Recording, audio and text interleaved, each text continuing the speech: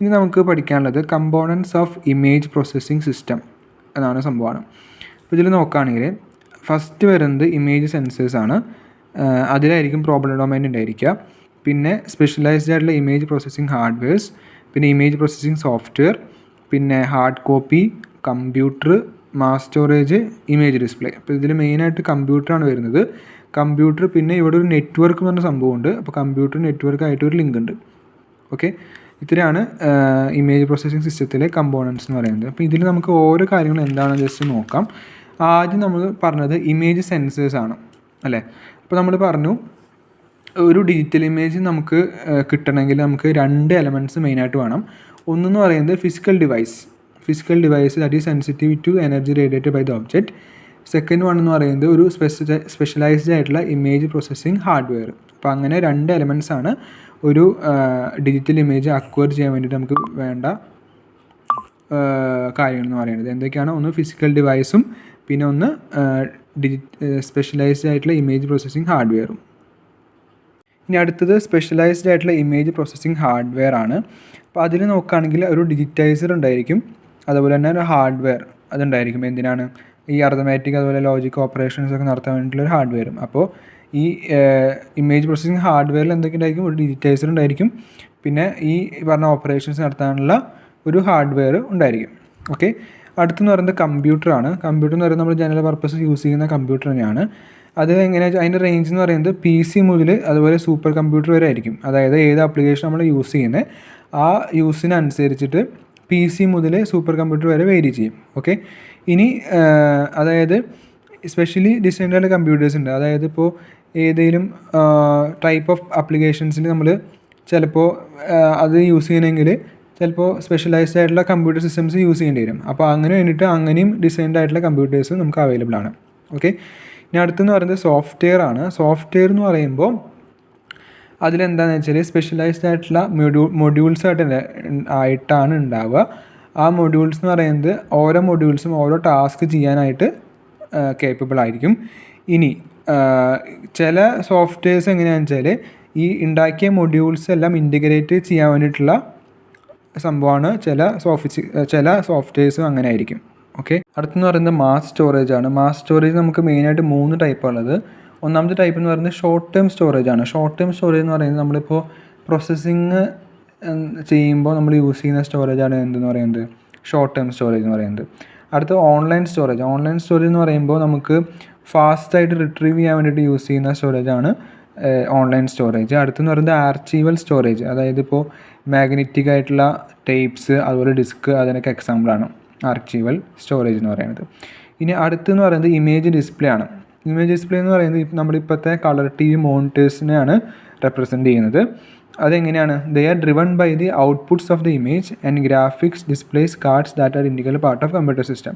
അതായത് നമ്മളിപ്പോൾ ഒരു ഇമേജിൻ്റെ അതായത് അതെങ്ങനെ വർക്ക് ചെയ്യുന്നത് വെച്ചാൽ they are driven by the outputs of the image.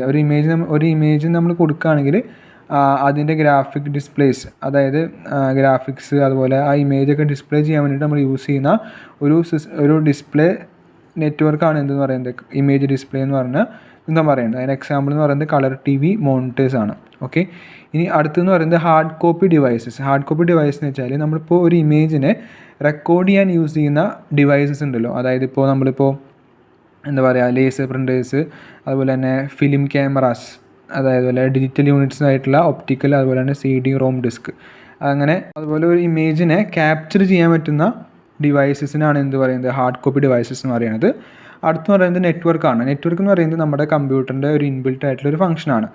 അത് എന്തിനാണ് യൂസ് ചെയ്യുന്നത്, എന്തുകൊണ്ടാണ് അങ്ങനെ യൂസ് ചെയ്യാൻ കാരണം വെച്ചാൽ large amount of data inherent in image processing applications. അതായത് നമ്മുടെ ഇമേജ് പ്രോസസ്സിംഗ് ആപ്ലിക്കേഷൻസിൽ കുറേ ഡാറ്റ വന്ന് ചേരുന്നതുകൊണ്ട് ഈ നെറ്റ്വർക്കിംഗ് അല്ലാണ്ട് എന്ത് പറ്റില്ല, കമ്പ്യൂട്ടേഴ്സ് അതുപോലെ തന്നെ ഒന്നും വർക്ക് ചെയ്യില്ല. അപ്പോൾ നെറ്റ്വർക്ക് എന്ന് പറയുന്നത് അതിൽ ഇൻബിൽറ്റ് ആയിട്ടുള്ള ഒരു ഫംഗ്ഷനാണ്. ഓക്കെ, അപ്പോൾ ഇത്രയും കാര്യങ്ങളാണ് എന്തിലുള്ളത് ഇമേജ് പ്രോസസ്സിംഗ് സിസ്റ്റത്തിലുള്ള കമ്പോണൻസ് എന്ന് പറയുന്നത്. ഓക്കെ, ഇനി എന്താണ് ഇമേജ് സാമ്പിളിംഗ് അതുപോലെ ക്വാണ്ടൈസേഷൻ എന്നാ നോക്കാം. അതായത് നമ്മളിപ്പോൾ പറഞ്ഞു ഒരു ഇമേജ് നമ്മൾ എന്ത് ചെയ്യാണ് ഒരു ഡിജിറ്റൽ ഫോമിലേക്ക് ആക്കുന്ന ഒരു സംഭവമാണ് ഡിജിറ്റൽ ഇമേജ് പ്രോസസ്സിംഗ് എന്ന് പറഞ്ഞു. അപ്പോൾ അതിന് നമ്മൾ ഡയറക്റ്റ് ഇമേജ് ആക്കുകയല്ല, അതിൻ്റെ ഇടയിൽ നമ്മൾ കുറച്ച് പ്രോസസ്സ് ഉണ്ടെന്ന് പറഞ്ഞു. ഇമ്പോർട്ട് ചെയ്തിട്ട് അതുപോലെ അതിനെ അനലൈസ് ചെയ്തിട്ട് മാനിപ്പുലേറ്റ് ചെയ്യുന്ന കുറച്ച് കാര്യങ്ങളെക്കുറിച്ച് പറഞ്ഞു. അപ്പോൾ അങ്ങനെ ഒരു ഡിജിറ്റൽ ഇമേജ് ക്രിയേറ്റ് ചെയ്യണമെങ്കിൽ നമ്മൾ എന്ത് ചെയ്യണം, ഈ കണ്ടിന്യൂസ് ആയിട്ട് നമ്മൾ സെൻസ് ചെയ്തിരിക്കുന്ന ഡാറ്റേനെ എന്താക്കണം, ഡിജിറ്റൽ ഫോമിലേക്ക് ആക്കണം. ഓക്കെ, നമ്മൾ ഇമേജ് സെൻസർ വെച്ചിട്ട് ഓരോ ഇമേജ് നമ്മൾ സെൻസ് ചെയ്തെടുക്കില്ല. അപ്പോൾ നമുക്ക് കറക്റ്റ് ഇമേജ് അല്ല, അതിൻ്റെ ഒരു ഡാറ്റ ആയിട്ടാണ് നമുക്ക് കിട്ടുക.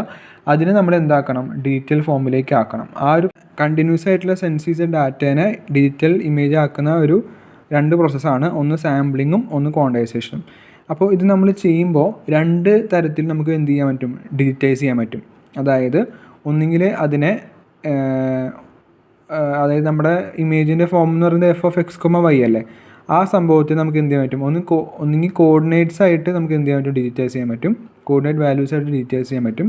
അതുപോലെ തന്നെ ആംപ്ലിറ്റ്യൂഡ് വാല്യൂസ് ആയിട്ട് ഡിജിറ്റൈസ് ചെയ്യാൻ പറ്റും. അപ്പോൾ കോർഡിനേറ്റ് വാല്യൂസ് ആയിട്ട് ഡിജിറ്റൈസ് ചെയ്യുന്ന ആ പ്രോസസ്സിനെ വിളിക്കുന്ന പേരാണ് സാമ്പിളിങ്. ആംപ്ലിറ്റ്യൂഡ് വാല്യൂസിനെ ഡിജിറ്റൈസ് ചെയ്യുന്ന പ്രോസസ്സാണ് എന്ത്, ക്വാണ്ടൈസേഷൻ. ഓക്കെ, അതാണ് ഇമേജ് സാമ്പിളിങ്ങും ക്വാണ്ടൈസേഷൻ എന്ന് പറയുന്നത്. ഇനി എന്താണ് റെസൊല്യൂഷൻ നോക്കാം. റെസൊല്യൂഷൻ എന്ന് പറയുന്നത് number of pixels contain on A display monitor. അതായത് ഒരു ഡിസ്പ്ലേ മോണിറ്ററിൽ എത്ര പിക്സൽസ് ഉണ്ട് അതിൻ്റെ ഒരു കണക്കാണ് എന്തെന്ന് പറയുന്നത്, റെസൊല്യൂഷൻ എന്ന് പറയുന്നത്.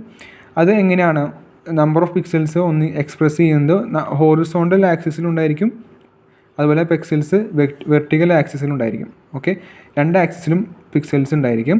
ഇനി sharpness depend upon resolution and size of the monitor. Sharpness എന്ന് പറയുന്നത് റെസൊല്യൂഷനെയും അതുപോലെ മോണിറ്ററിൻ്റെ സൈസിനും ഡിപ്പെൻഡ് ചെയ്യും. അതെങ്ങനെയാണെന്ന് വെച്ചാൽ ഒരു സെയിം പിക്സലുള്ള റെസൊല്യൂഷൻ ഒരു സ്മോളർ മോണിറ്ററിൽ ഭയങ്കര ഷാർപ്പറായിരിക്കും, ലാർജർ മോണിറ്ററിൽ ഷാർപ്പ്നെസ് കുറവായിരിക്കും. അപ്പോൾ അടുത്തത് എന്താണ് പിക്സൽസ് എന്നാണ്. പിക്സൽസ് എന്ന് പറയുന്നത് സ്മോളസ്റ്റ് യൂണിറ്റിൻ്റെ graphic display or digital image എന്നാണ്. ഓക്കെ, അപ്പോൾ ഈ ഡിസ്പ്ലേസ് എന്ന് പറയുന്നത്, ആ ഡിസ്പ്ലേ ഉണ്ടാക്കിയിരിക്കുന്നത് ഒരു ഗ്രിഡ് ഓഫ് പിക്സൽസ് വെച്ചിട്ടാണ്. കുറേ പിക്സൽസ് ചേർന്നിട്ടാണ് എന്തുണ്ടാവുന്നത്, ഈ ഡിസ്പ്ലേസ് ഉണ്ടാവുന്നത്. ഓക്കെ, ഇനി ഓരോ പിക്സലും ഉണ്ടാക്കിയിരിക്കുന്നത് 3 ലൈറ്റിംഗ് എലമെൻറ്റ്സ് വെച്ചിട്ടാണ്. അതായത് റെഡ്, ഗ്രീൻ, ബ്ലൂ, RGB എന്ന് പറഞ്ഞ ലൈറ്റിംഗ് എലമെൻറ്റ്സ് വെച്ചിട്ടാണ്. ഇവർ തമ്മിൽ ഡിഫറെൻറ്റ് കോമ്പിനേഷൻസും ഇൻറ്റൻസിറ്റീസും വരുമ്പോഴാണ് എന്തുണ്ടാവുന്നത്, നമുക്ക് കുറേ കളറുകൾ കിട്ടുന്നത്. അതാണ് ഇവിടെ പറഞ്ഞത്. Each pixel is made up of red, blue and green lighting elements that are used in different combinations and intensities to make a million colours. അപ്പോൾ നമുക്ക് കുറേ കളർ കിട്ടേണ്ടത് എന്താ വെച്ചാൽ ഈ 3 ലൈറ്റിംഗ് എലമെൻറ്റ്സിൻ്റെ ഇൻറ്റൻസിറ്റീസിൽ ഡിഫറെൻ്റ് ആകുമ്പോൾ, അല്ലെങ്കിൽ അവരുടെ കോമ്പിനേഷൻസിൽ ഡിഫറൻസ് ഉണ്ടാകുമ്പോഴാണ് നമുക്ക് കുറേ കളർ കിട്ടുന്നത്. ഓക്കെ, ഇനി അടുത്തെന്ന് വെച്ചാൽ ഗ്രേ സ്കെയിൽ എന്താണെന്ന് നോക്കാം. ഗ്രേ സ്കെയിൽ എന്ന് പറയുന്നത് അതായത് it is A group of shades without any visible colour. Visible colour എന്ന് പറയുന്നത് നമ്മൾ നേരത്തെ പറഞ്ഞ RGB അതില്ലാണ്ട് ഉള്ള ഗ്രൂപ്പ് ഓഫ് ഷെയ്ഡ്സ് ആണ് എന്ത് പറയുന്നത്, ഈ ഗ്രേ സ്കെയിലുകൊണ്ട് ഉദ്ദേശിക്കുന്നത്. അപ്പോൾ അതിലെങ്ങനെയാണെന്ന് വെച്ചാൽ ഓരോ പിക്സലും, അതായത് ഗ്രേ സ്കെയിലിലെ ഓരോ പിക്സലും എങ്ങനെയാണെന്ന് വെച്ചാൽ ബ്ലാക്കിൽ നിന്ന് വൈറ്റിലേക്കാണ് അതിൻ്റെ റേഞ്ച് വരുന്നത്. അതായത് ranging from weakest amount black ആണ് സ്ട്രോങ്ങസ്റ്റ് എമൗണ്ടിൽ. ഓക്കെ, പിന്നെ അതിൽ ഒരു പ്രത്യേകത എന്താ വെച്ചാൽ അതിൽ കളറിൻ്റെ ഇൻഫർമേഷൻ ഒന്നും ഉണ്ടാവില്ല, ജസ്റ്റ് ബ്രൈറ്റ്നെസ്സിൻ്റെ ഇൻഫർമേഷൻ, എത്രത്തോളം ബ്രൈറ്റായിട്ട് ഇരിക്കുന്നു എന്നുള്ളതിന് ഇൻഫർമേഷൻ മാത്രമേ അതിൽ ഉണ്ടാവുള്ളൂ. ഓക്കെ, ഇനിയിപ്പോൾ നമ്മൾ നോക്കുകയാണെങ്കിൽ നേരത്തെ പറഞ്ഞ പോലെ കമ്പ്യൂട്ടർ ഡിസ്പ്ലേയിൽ നമ്മൾ പറഞ്ഞു 3 തരത്തിലുള്ള പിക്സൽസ്, 3 ഡോട്ട്സ് ഉണ്ട്, അല്ലെങ്കിൽ 3 എലമെൻറ്റ്സ് ഉണ്ട്. ഏതൊക്കെയാണ്, റെഡ്, ഗ്രീൻ, ബ്ലൂ എന്ന് പറഞ്ഞു. അപ്പോൾ ഓരോ ഡോട്ടിലും അതിൻ്റേതായിട്ടുള്ള ബ്രൈറ്റ്നെസ്സുകളുണ്ട്. അതുകൊണ്ടാണ് അത് ഗ്രേ സ്കെയിലിലേക്ക് കൺവേർട്ട് ആക്കുന്നത്. ഓക്കെ, ഗ്രേ സ്കെയിൽ എന്ന് പറയുന്നത് image with all colour information removed. നമ്മൾ പറഞ്ഞു അതിൽ ബ്രൈറ്റ്നെസ്സിന് ഇൻഫർമേഷൻ മാത്രമേ ഉണ്ടാവുള്ളൂ, കളർ ഇൻഫർമേഷൻ ഒന്നും ഉണ്ടാവില്ല.